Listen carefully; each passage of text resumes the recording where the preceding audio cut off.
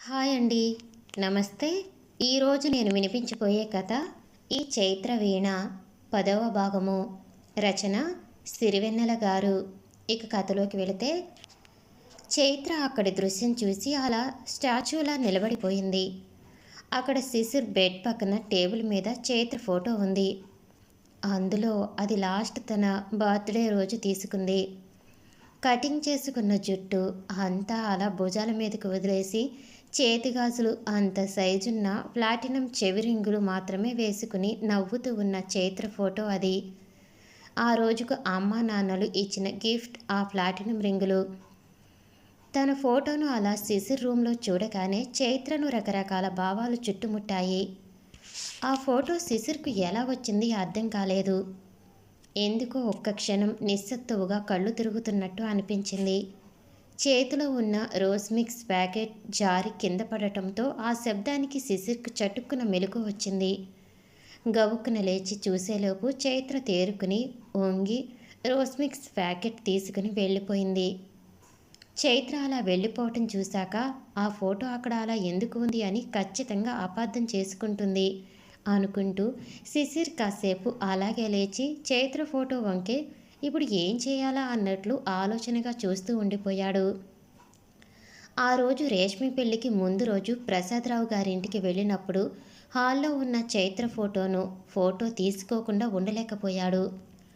ఆ రోజు నుంచి అప్పుడప్పుడు ఆ ఫోటోనే చూస్తూనే ఉన్నా నిన్ననే స్టూడియోకి వెళ్ళి చక్కగా ఒక మంచి ఫ్రేమ్లో బిగించుకుని వచ్చాడు. దాని లోపల ఉంచేద్దాం అనుకుని అలా అందంగా ఉన్న చైత్రను అలా చూస్తూ టేబుల్ మీద పెట్టేసుకుని నిద్రపోయాడు. నిద్ర లేచేటప్పటికి ఇలా ఉపద్రవం జరిగిపోయిందేమిటి దేవుడా అని ఒక్క క్షణం జుట్టు పీక్కోవాలనిపించింది. ఓరే శిశిర్గా, నీకు ఈ జన్మకి ప్రేమ దోమ అనేవి ఆచిరావు గాని నోరు మూసుకుని అమ్మా నాన్న చెప్పిన అమ్మాయిని పెళ్లి చేసుకో అని మనసు వెక్కిరించినట్టు అయ్యింది. ఈరోజు ఏమిటి ఇలా బ్యాడ్ మార్నింగ్గా మొదలైంది అనుకుంటూ గబగబా బ్రష్ చేసుకుని చైత్ర ఎక్కడ ఉందో అనుకుంటూ కిందికి వెళ్ళాడు. అక్కడ దృశ్యం చూసి ఆశ్చర్యపోవటం శిశిర్ వంతు అయ్యింది. చైత్ర, నానమ్మ, జానకమ్మ ఇద్దరూ కలిసి గులాబీ మొక్కల కొమ్మలు ట్రిమ్మింగ్ చేసేశారు. వాటికి పాదులు లోతుగా తవ్వి పైప్తో నీరు పట్టేశారు. వాటిలో ఉన్న కలుపు మొక్కలు వేరు చేస్తూ వాటన్నిటినీ పీకి ఒక పక్క వేసేశారు. గార్డెన్ ఇప్పుడు చాలా అందంగా తయారయ్యింది. చైత్రకు కూడా మొక్కలు అంటే చాలా ఇష్టం కాబట్టి ఇద్దరూ కలిసి పనిచేస్తున్నారు. ఆ మెత్తటి ఎర్రటి మట్టిలో చైత్ర లేత తమలపాకుల్లాంటి సుతిమెత్తని పాదాలు ఎర్రటి మట్టిలో ఎక్కడ కందిపోతాయో అన్నట్లుగా ఉన్నాయి. శిశిర్ అక్కడికి వచ్చేటప్పటికి వాళ్ళు పని పూర్తయిపోయినట్టుగా వాళ్ళు పైపులోని నీళ్లతో కాళ్ళు, చేతులు, మొహాలు కడుక్కుంటూ ఉన్నారు. ఓరే శశి, ఇలా చూడు, నువ్వు ఎప్పుడైనా ఇలా హెల్ప్ చేశావా? చైత్ర హెల్ప్తో గార్డెన్ ఎంత అందంగా తయారైందో చూడు అంటూ చైత్రను మెచ్చుకోలుగా చూశారు. చైత్ర శిశిర్ను చూడగానే అగ్గి మీద గుగ్గిలంలాగా మండిపడింది. ఆ కళ్ళల్లో నుండి అగ్నివర్షం కురిపించింది. అప్పటిదాకా నవ్వుతూ కబుర్లు చెప్తూ హెల్ప్ చేసిన చైత్ర అక్కడి నుంచి విసవిస నడుచుకుంటూ వెళ్ళిపోయింది.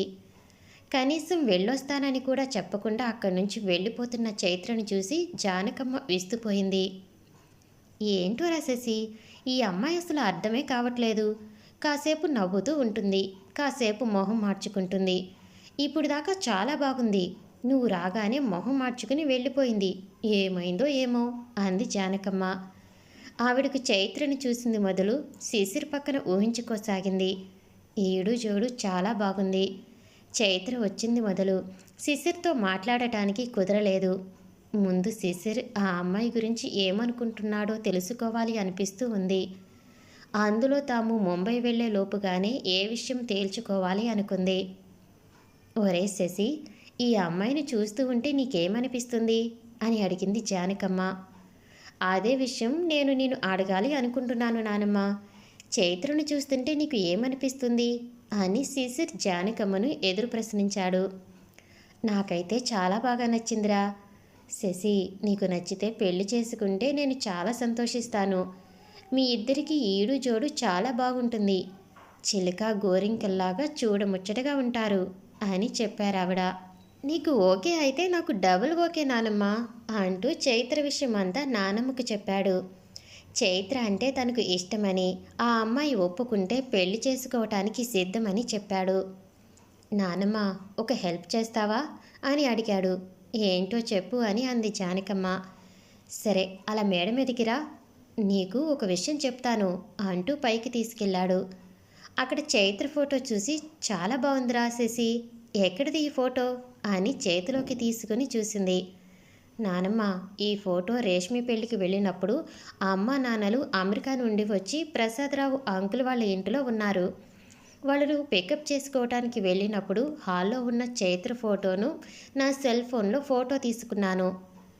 దానిని రాత్రి ఫోటో స్టూడియోకి వెళ్ళి ఇలా నీట్గా ఫ్రేమ్ కట్టించుకుని వచ్చాను. ఉదయాన్నే ఏదో శబ్దం అయితే లేచాను. నేను లేచేసరికి ఆ చైత్ర నా రూంలోకి తొంగి చూస్తూ ఉండింది. మంచం పక్కన ఉన్న టేబుల్పై తన ఫోటోని చూసినట్టుంది. నేను లేచేసరికి గిరుక్కున తిరుక్కుని వెళ్ళిపోయింది. అప్పటి నుంచి మరలా సీరియస్గా ఉంది అని అసలు విషయం చెప్పుకొచ్చాడు. ఆహా, అదా విషయం, అందుకేనా చైత్ర నిన్ను చూడగానే విసురుగా వెళ్ళిపోయింది అంది జానకమ్మ. సరే, అదేమి పెద్ద నేరం కాదు. నీ మనసులో అభిప్రాయం తెలియజేయి.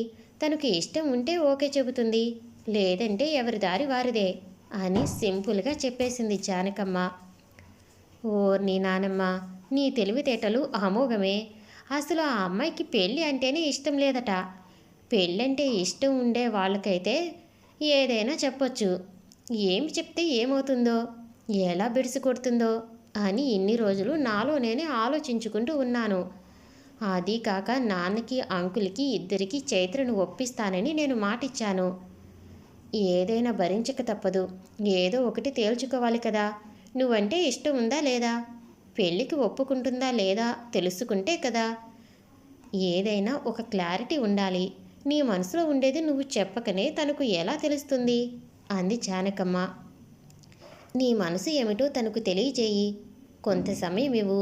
అసలే ఆడపిల్ల కదా, ఏదైతే అదవుతుంది అంటూ ఆవిడ శిశిర్ను బాగా ఎంకరేజ్ చేసింది. శిశిర్కు కూడా ఇదే కరెక్ట్ అనిపించింది. చైత్ర శిశిర్ మనసులో ఆడే దాగుడు మూతలకు తెరదించాలని అనుకున్నాడు. అందుకే చైత్ర ఇక్కడి నుంచి వెళ్లేలోపు శిశిర్ జానకమ్మ ముంబై వెళ్లే లోపల ఆ విషయం ఏదో తేల్చేసుకోవాలని నిర్ణయించుకున్నాడు. శిశిర్కి ఇప్పుడు కొంచెం రిలీఫ్గా అనిపించింది. శిశిర్ తర్వాత చైత్రను దాదాపుగా తప్పించుకుని తిరిగాడు.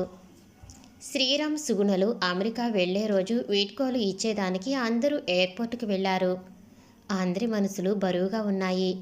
ముఖ్యంగా చైత్ర కనుక పెళ్లికి ఒప్పుకుని ఉంటే ఓ 2 నెలలు ఆగి అయినా ఆ వేడుకలను కూడా చేసుకుని వెళ్ళి ఉంటే బాగుండేది అని అందరి మనసులో ఉండే కోరిక.